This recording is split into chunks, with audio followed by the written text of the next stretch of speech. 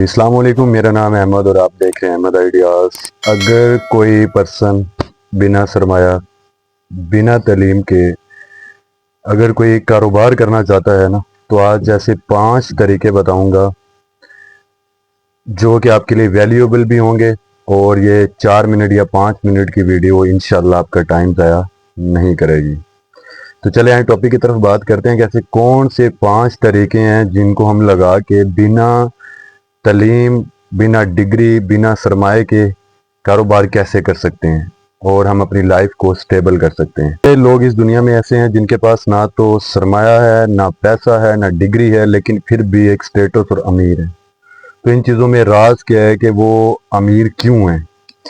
तो इस बात का ये है कि उन्होंने अपॉर्चुनिटी को अवेल किया है। उनको जब भी मौका मिला उन्होंने उनको अवेल किया है, अवेल करके ठीक है लोगों के लिए कामयाबी का जरिया बने। अगर हम नंबर 1 स्टेप पे बात करते हैं ना, तो नंबर 1 पे आता है स्किल्स।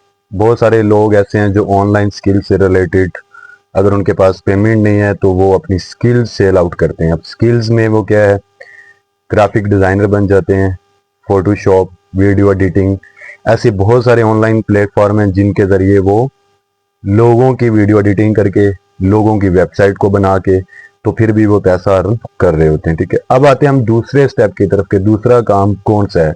दूसरा स्टेप है रियल एस्टेट का बिजनेस। आप कमीशन के ज़रिए चीज़ें सेल आउट कर रहे होते हैं, बिना सरमाया लगाए, बिना तालीम के आप उस अपॉर्चुनिटी को अवेल कर रहे होते हैं और आप पैसा कमा रहे होते हैं। रियल एस्टेट में क्या होता है, एक बंदे से चीज़ लेनी है आपने, उसी के पैसों पे कारोबार करना है, उसी के पैसों पे आपने रिस्क खेलना है, वही सेल आउट करके दूसरे पर्सन को चीज़ सेल आउट आपने करनी है। तो इस तरीके से भी आप पैसा कमा सकते हैं। तो ये दोनों स्टेप बिल्कुल बेनिफिट वाले हैं।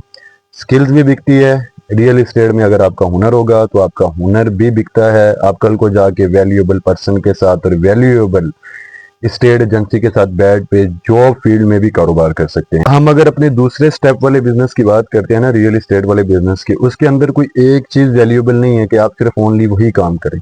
आप उसके अंदर 2 से 3 बिजनेस, 4 बिजनेस और भी उससे रिलेटेड कर सकते हैं एक ही बिजनेस के अंदर।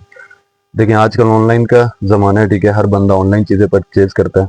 आप ऑनलाइन प्रोडक्ट सेल कर सकते हैं, आप ऑनलाइन शॉपिंग के हवाले से जूते, कपड़े, ठीक है, इस तरीके की बहुत सारी चीज़ें हैं जो आप ऑनलाइन प्लेटफॉर्म पे सेल आउट कर सकते हैं।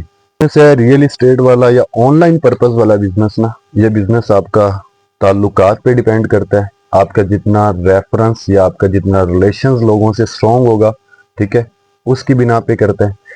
अब हम आते हैं अपने थर्ड बिजनेस की तरफ। तो तीसरा जो बिजनेस है वो है होम सर्विस।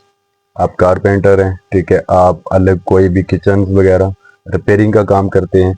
इस हवाले से आजकल बहुत सारे लोग इसी चीज़ को अप्रोच करते हैं कि हमें कोई होम सर्विस पे ऑनलाइन बंदा मिल जाए जो घर पे आके सारी चीज़ों का मुरम्मत का काम कर सके, ठीक है, और उसके लिए आपको पैसे भी ज़्यादा मिलते हैं बजाय फिजिकली जाके किसी के सामने काम करवाने से। ठीक है, तो ये 3 बिजनेस तो बहुत वैल्यूएबल बिजनेस है। अगर हम 4 स्टेप की बात करते हैं ना, तो 4 स्टेप के अंदर ये आता है कि कभी आपने सोचा है कि कोई कचरा भी दौलत बन सकता है।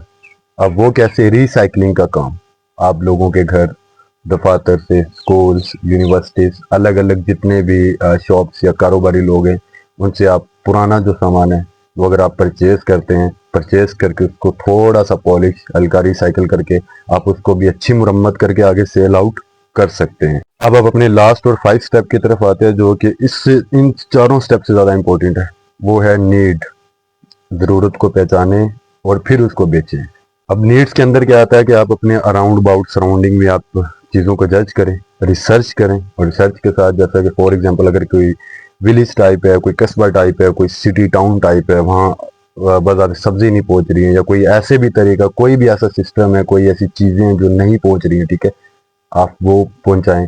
अब होम सर्विस डिवीजन आ जाता है उसमें, ठीक है, उनके लिए कुछ चीज़ें होती हैं, आप वो काम करें। ठीक है, आप एक रास्ता चूज करेंगे तो 10 रास्ते खुद ब खुद बनेंगे आपके। तो जिस भाई को ये 4 बातें या 5 बातें समझ आई हूँ, तो इंशाल्लाह वो कमेंट में अपनी राय का इज़हार ज़रूर कीजिएगा और नेक्स्ट आने वाली वीडियो का वेट भी कीजिएगा और मेरे चैनल को लाइक, सब्सक्राइब करना नहीं भूलिएगा।